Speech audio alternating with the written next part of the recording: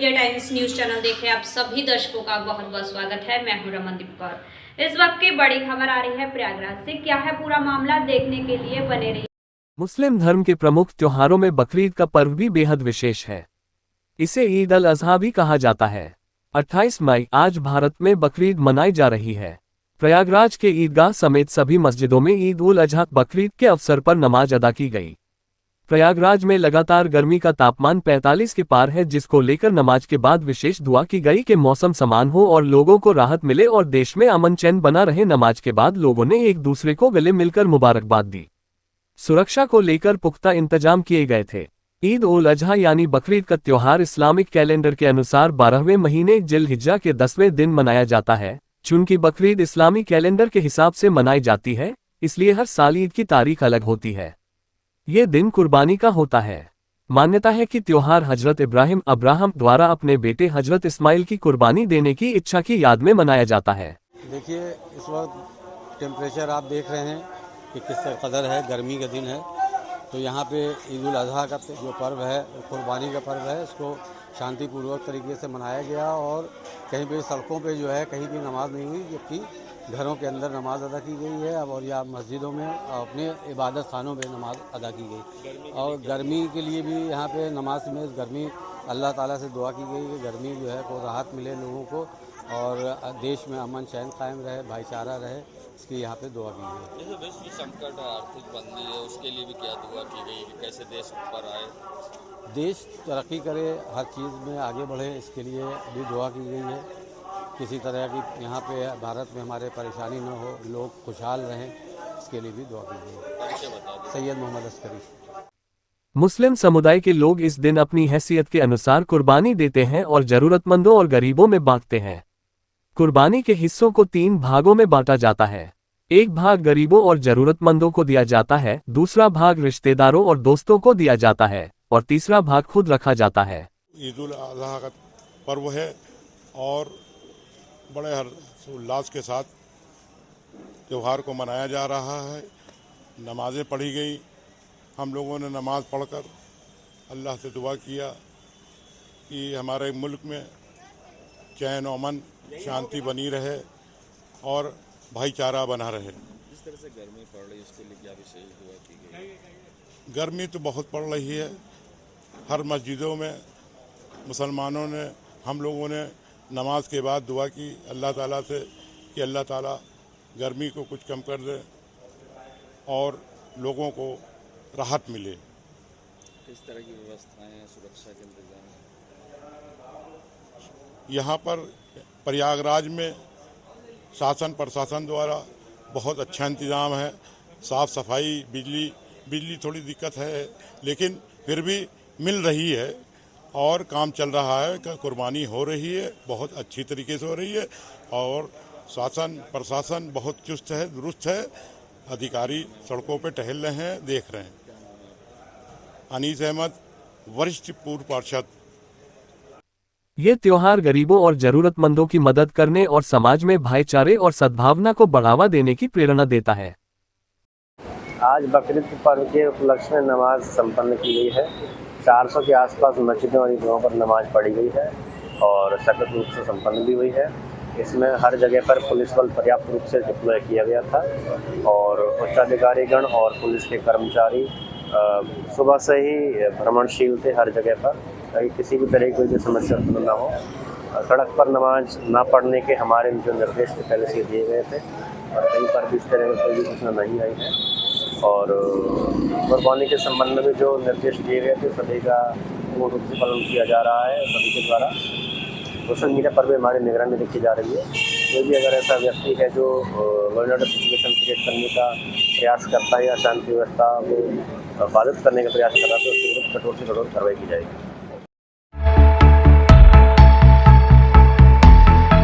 पूरब की ऑक्सफोर्ड कही जाने वाली इलाहाबाद यूनिवर्सिटी के संगीत विभाग के द्वारा पद्म भूषण समता प्रसाद गुदई महाराज की याद में एक कार्यक्रम का आयोजन किया जा रहा है। ये कार्यक्रम 31 मई को एनसीजेडसीसी में आयोजित किया जाएगा, जिसकी तैयारी इलाहाबाद विश्वविद्यालय के संगीत विभाग में जोरों पर है। प्रोफेसर रेणु जौहरी ने मीडिया से बात करते हुए बताया कि पद्म भूषण पंडित समता प्रसाद गुदई महाराज जी की 32वीं पुण्यतिथि तबला दिवस के रूप में मनाया जा रहा है, जिसमें देश के कोने कोने से तबला में महारत हासिल करने वाले लोग शामिल होंगे और इलाहाबाद विश्वविद्यालय के संगीत विभाग के छात्र भी अपना हुनर दिखाएंगे, जिन्हें सम्मानित किया जाएगा।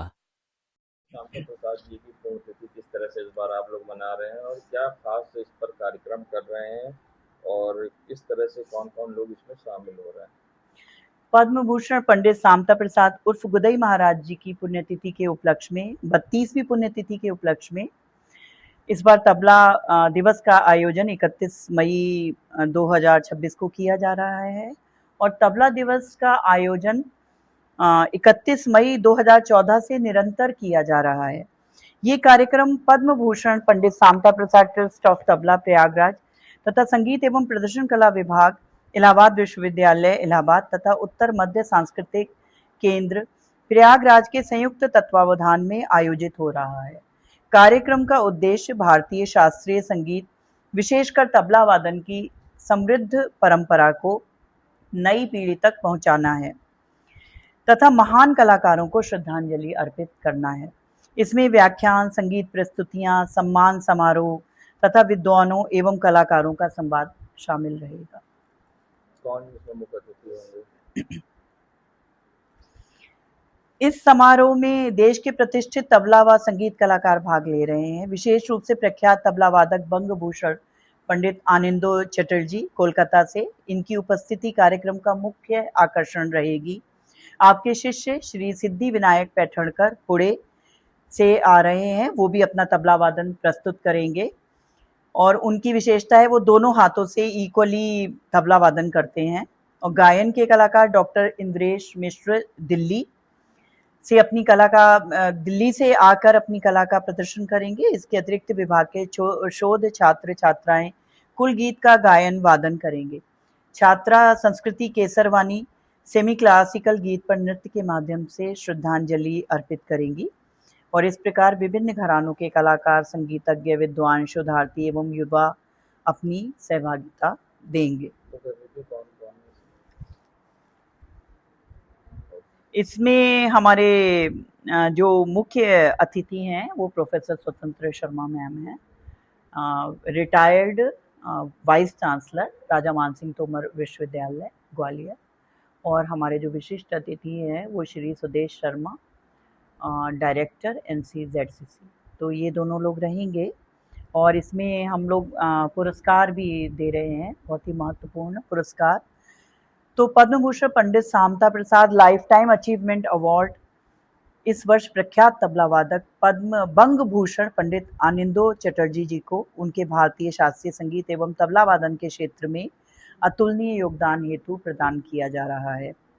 इसके अतिरिक्त संगीत एवं कला के क्षेत्र में विशेष योगदान देने वाले उर्मिला शर्मा जी, डॉक्टर गिरधर गोपाल मिश्र, डॉक्टर इंद्रेश मिश्र तथा सिद्धि विनायक पैठणकर को संगीत सेवा रत्न पुरस्कार प्रदान किया जाएगा।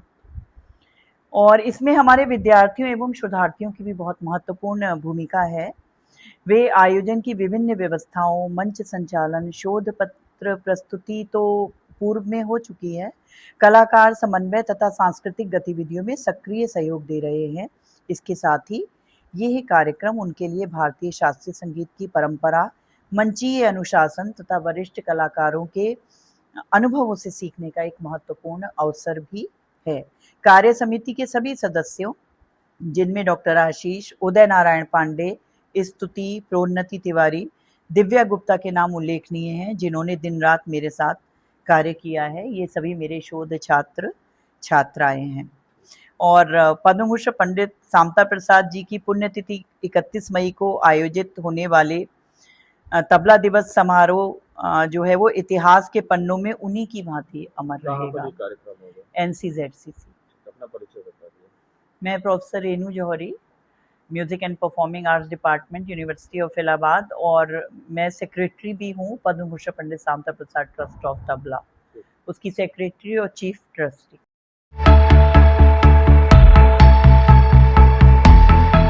Allahabad high court bar association ने कई अधिवक्ताओं पर की बड़ी कार्रवाई। वही आम सभा में आज लिया बड़ा फैसला। 27 मई 2026 को Allahabad high court library hall में आयोजित आम सभा में बार एसोसिएशन ने ध्वनिमत से अधिवक्ता रितेश श्रीवास्तव और उनके 4 सहयोगियों के यादव, दीपक शुक्ला, विवेक कुमार पाल और अनुज कुमार सेन को बार एसोसिएशन की सदस्यता से निष्कासित करने का प्रस्ताव पारित किया। बैठक की अध्यक्षता वरिष्ठ अधिवक्ता और बार अध्यक्ष राकेश पांडे बबुआ ने की, जबकि संचालन महासचिव अखिलेश कुमार शर्मा ने किया। आम सभा में ये भी निर्णय लिया गया कि संबंधित अधिवक्ताओं के नाम एडवोकेट रोल और चैम्बर आवंटन सूची से हटाए जाएंगे। साथ ही अध्यक्ष और महासचिव को यह अधिकार दिया गया है कि उनके अन्य सहयोगियों की पहचान कर उनके खिलाफ भी उचित कार्रवाई की जाए। इस फैसले के बाद इलाहाबाद हाईकोर्ट बार एसोसिएशन के भीतर हलचल तेज हो गई है और कानूनी गलियारों में इस कार्रवाई की व्यापक चर्चा हो रही है।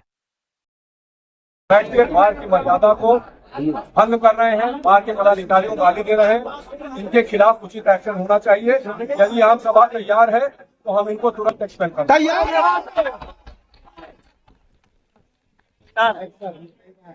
बहुत दिन हो गया यार।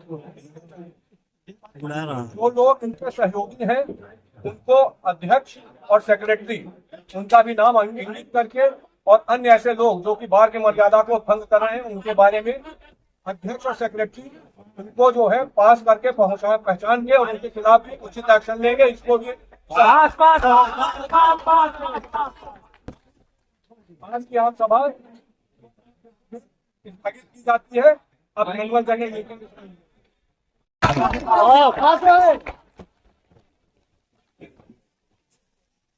जागृति शुक्ला को जो 2 लाख रुपया दिया गया है उसका एक्सपेंशन को हम लोग सर्वसम्मति से अप्रूव करते हैं।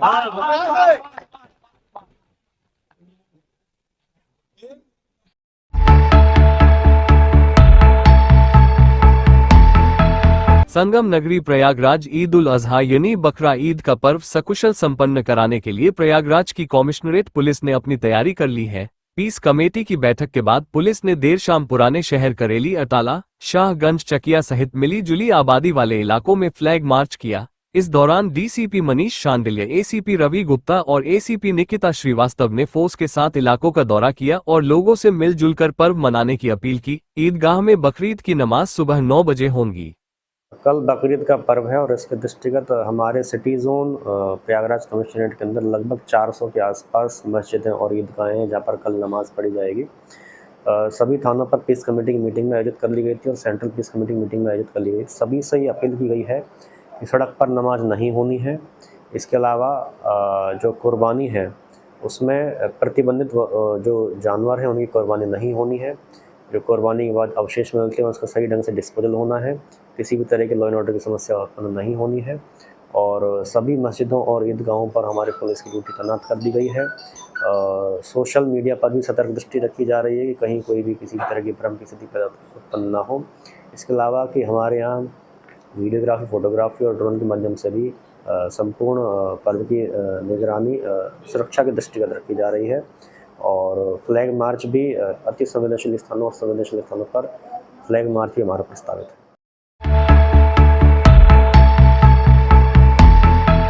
संगम नगरी प्रयागराज में लगातार प्रयागराज प्राधिकरण की ओर से कार्रवाई की जा रही है अवैध प्लाटिंग को लेकर। तो ऐसे में अब प्रयागराज विकास प्राधिकरण के द्वारा हनुमानगंज और सराय इनाय व झूसा में चलाया अवैध प्लाटिंग के खिलाफ अभियान। तो वही अलग अलग लोगों द्वारा की जा रही 32 बीघा प्लाटिंग को बुलडोजर से ध्वस्त किया जा रहा। अवैध प्लाटिंग पर बुलडोजर चलाकर ध्वस्त किया। सीएम योगी के द्वारा भू माफियाओं पर सख्त कार्रवाई के निर्देश को लेकर लगातार पूरे प्रदेश में अवैध प्लाटिंग और भू माफियाओं पर कार्रवाई हो रही है, जिसको लेकर पहले भी करेली व अन्य क्षेत्रों में विकास प्राधिकरण की ओर से कार्रवाई की गई थी और अवैध प्लाटिंग को ध्वस्त किया गया था। देश दुनिया की खबरों के लिए world media times news channel को सब्सक्राइब करें।